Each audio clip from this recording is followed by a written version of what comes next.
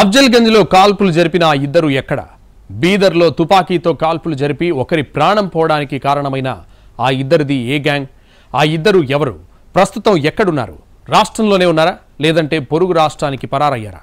పోలీసులు సవాల్గా తీసుకున్న ఈ కేసులో దర్యాప్తు ఎక్కడ దాకా వచ్చింది? Let's watch. బీదర్లో ఏటీఎంలో లోడ్ చేయాల్సిన డబ్బును దోచుకున్నారు. ఇద్దరిపై కాల్పులు జరిపి ఒకరి మరణానికి కారణమయ్యారు. బీదర్ నుంచి నేరుగా హైదరాబాద్కొచ్చారు. అఫ్జల్గంజ్ ఏరియాలోని రోషన్ ట్రావెల్స్ సిబ్బందిపై కాల్పులు జరిపారు.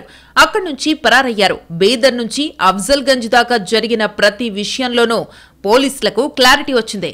ఇక దొరకాల్సిందే దొంగలే. ఆ దొంగలిద్దరికీ హైదరాబాద్ చాలా బాగా తెలుసు. ప్రతి ఏరియాతోనూ వాళ్ళిద్దరికీ పరిచయం ఉందని పోలీసులు చెబుతున్నారు. వేరే ప్రాంతంలో దొంగలించిన బైక్ ను హైదరాబాద్ వరకు తీసుకొచ్చారు.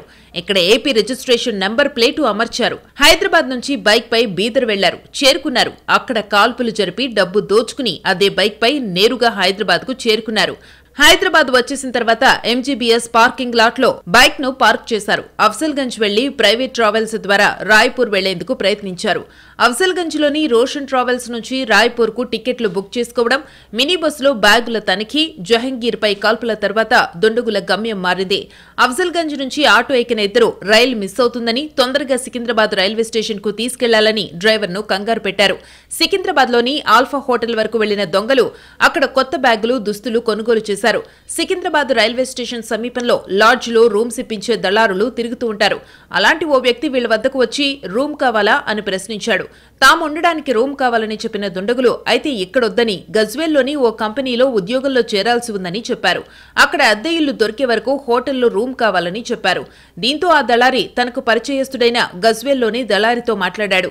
అతడు రోజుకు 1500 రూపాయల అద్దెకు రూమ్ సిద్ధంగా ఉందని చెప్పడంతో ఇద్దరినీ గజ్వేల్ వెళ్లమని ఇక్కడి దళారి సూచించాడు. అలా వెళ్లడానికి ఆటో మాట్లాడి పెట్టమని దొంగలు కోరడంతో సికింద్రాబాద్ దళారి 1500 రూపాయల కిరాయికి ఆటో మాట్లాడి పెట్టాడు.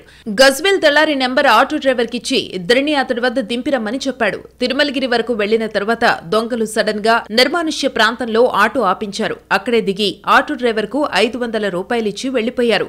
సీసీ కెమెరాల్లో రికార్డైన దృశ్యాల ఆధారంగా ఆటో డ్రైవర్ దళారుల నుంచి సమాచారాన్ని సేకరించారు పోలీసులు. తిరుమలగిరి నుంచి మరో ఆటోలో షామీర్పేట వరకు వెళ్లిన దొంగలు అక్కడి నుంచి షేరింగ్ ఆటోలో వెళ్లినట్టు పోలీసులు నిర్ధారించుకున్నారు. గజ్వేల్ నుంచి ఆదిలాబాద్ వరకు లారీలో ప్రయాణించినట్టు గుర్తించారు. ఆదిలాబాద్ నుంచి మధ్యప్రదేశ్ మీదుగా బీహార్కు వెళ్లినట్టు అనుమానిస్తున్నారు. దొంగల కోసం బీదర్, హైదరాబాద్ పోలీసులు జాయింట్ ఆపరేషన్ చేస్తున్నారు.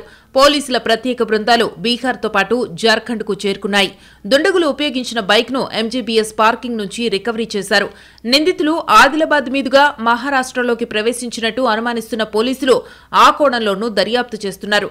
ఇప్పటికే 750 సీసీ కెమెరాల్లో నమోదైన ఫుటేజ్ ను వడబోసిన సిటీ పోలీసులు మరిన్ని కెమెరాల ఫుటేజ్ ను పరిశీలిస్తున్నారు. నేరం జరిగిన తీరు, ఆ తరువాత చోటు చేసుకున్న పరిణామాలను పరిగణలోనికి తీసుకున్న దుండగులు హైదరాబాద్లోనే షెల్టర్ తీసుకుని బీదర్లో దొంగతనం చేసినట్టు పోలీసులు ప్రాథమికంగా నిర్ధారించారు. బీదర్లోని శివాజీ జంక్షన్ వద్ద ఎస్బీఐ ఏటీఎం కేంద్రాల్లో డబ్బు నింపే సీఎంఎస్ ఏజెన్సీ వాహనాన్ని కొల్లగొట్టడానికి దుండగులు బైక్ పై వెళ్లారు. బైక్ కు ఏపీ రిజిస్ట్రేషన్ తో కూడిన నకిలీ నెంబర్ ప్లేట్ ఉంది. దీన్ని హైదరాబాద్ లేదా శివారు ప్రాంతాల్లో చోరీ చేసి ఉంటారని భావిస్తున్న అధికారులు ఆ కోణంలో ఆరా తీస్తున్నారు. బీదర్లో నేరం చేసిన తరువాత రాయ్పూర్ వెళ్లడానికి హైదరాబాద్ కు వచ్చిన దుండగులు మొదట ఎంజీబీఎస్ కు వెళ్లి బైక్ పార్కింగ్ లో పెట్టి ఆటోలో రోషన్ ట్రావెల్స్ వద్దకు వచ్చారు. ఎంజీబీఎస్ పార్కింగ్ లో లాట్ లో నిందితులు వాడిన వాహనాన్ని గుర్తించి సీజ్ చేశారు. దొంగలు సికింద్రాబాద్ లోని ఆల్ఫా హోటల్ వద్ద ఎక్కిన ఆటోలో గజ్వేల్ వెళ్లాలని ప్రయత్నించి తిరుమలగిరిలో దిగిపోయారు. అక్కడి నుంచి శుక్రవారం మధ్యాహ్నానికి ఆదిలాబాద్ కు చేరుకున్న దుండగులు సరిహద్దులు దాటి మహారాష్ట్రలో ప్రవేశించినట్టు పోలీసులకు ఆధారాలు లభించినట్టు తెలుస్తోంది. బైక్ దొంగతనం చేయటం, నకిలీ నెంబర్ ప్లేట్ తగిలించడం, బీదర్లో చోరీ, హైదరాబాద్ మీదుగా పరారవడం, ఇలా అన్నింటిలోనూ మొదటి నుంచి చివరి దాకా అత్యంత అప్రమత్తంగా వ్యవహరించారు దొంగలు. వారి ఆచూకీ కనిపెట్టడానికి పోలీస్ టీమ్స్ తీవ్రంగా శ్రమిస్తున్నాయి. 10 ప్రత్యేక బృందాలు 3 రాష్ట్రాల్లో వేట సాగిస్తున్నాయి.